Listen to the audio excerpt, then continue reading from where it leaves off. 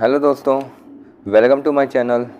मैं हर्षित गुप्ता, चैनल आपका मैं सभी का स्वागत करता हूं।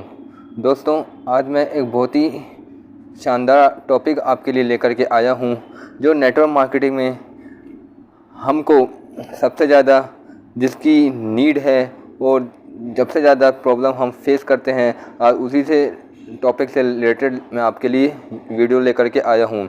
मेरा पहला वीडियो था फॉलोअप के ऊपर कि फॉलोअप में आपको कौन सी टेक्निक फॉलो करनी है, जिससे आप अपनी जो फॉलो करने की जो आपकी एबिलिटी है उसको आप और ज़्यादा स्ट्रॉन्ग कर सकें। उसमें मेरा पहला पॉइंट था नीड आइडेंटिफिकेशन के ऊपर। अब मैं आपको इस वीडियो में बताऊंगा कि नीड आइडेंटिफिकेशन आपको कैसे करना है और किन पॉइंट्स का आपको ध्यान रखना है जब आप किसी न्यू प्रोस्पेक्ट से मिलने जाते हैं, उसको प्लान प्रपोजल बताने जाते हैं, तो आपको किस तरीके से उसकी नीड को आइडेंटिफाई करना है।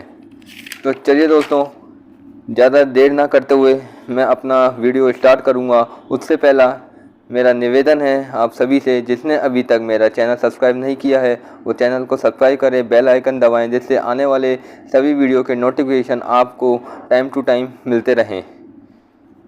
दोस्तों, मेरा जो टॉपिक है वो है नीड आइडेंटिफिकेशन टिप्स, और हम अननोन लोगों से कैसे बात करें MLM में, इन दोनों के ऊपर मैं आज आपसे इस वीडियो में चर्चा करूंगा।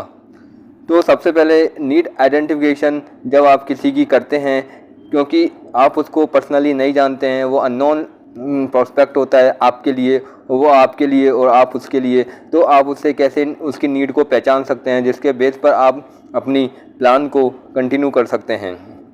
सबसे पहले तो जो भी नया आदमी होता है वो यही देखता है कि what is important for me, कि मेरे लिए क्या ज़रूरी है और मेरे को किस चीज़ का फ़ायदा मिलने वाला है। तो दोस्तों, आपको सबसे पहले उसको ये बिलीव कराना है कि उसका कैसे फ़ायदा हो सकता है और उसके लिए क्या ज़रूरी है। और दूसरा पॉइंट अगर मैं बात करूं PMF, जैसा कि मैंने पहले भी वीडियो में इसके बारे में आपको बताया था, प्राइमरी मोटिवेशनल फैक्टर।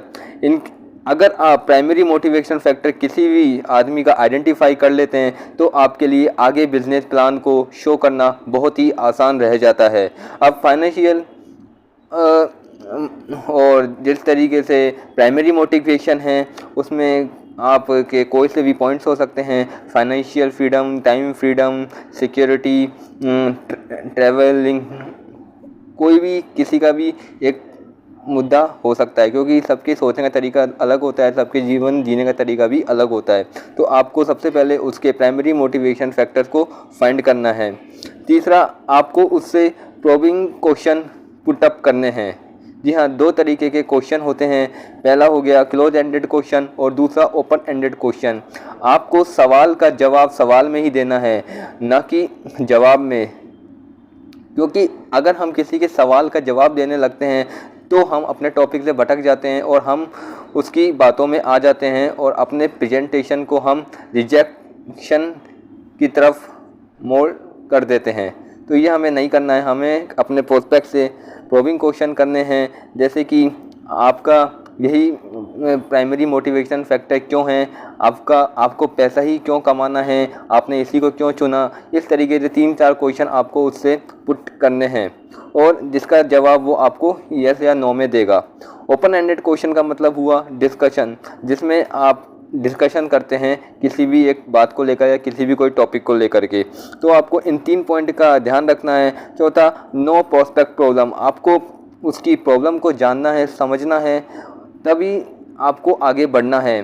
जब तक आप उसकी प्रॉब्लम को नहीं समझेंगे तब तक आपको उसका प्राइमरी मोटिवेशन फैक्टर भी पता नहीं चलेगा। तो हमें उसकी प्रॉब्लम को समझना है। ये 4 पॉइंट हैं, अगर आप इन पर काम कर लेते हैं तो आप किसी भी न्यू प्रोस्पेक्ट की, अननोन पर्सन की नीड को आसानी से आइडेंटिफाई कर सकते हैं। दूसरा जो मेरा इसी में एक और टॉपिक रहेगा वो है दोस्तों, how to talk with unknown people in network marketing.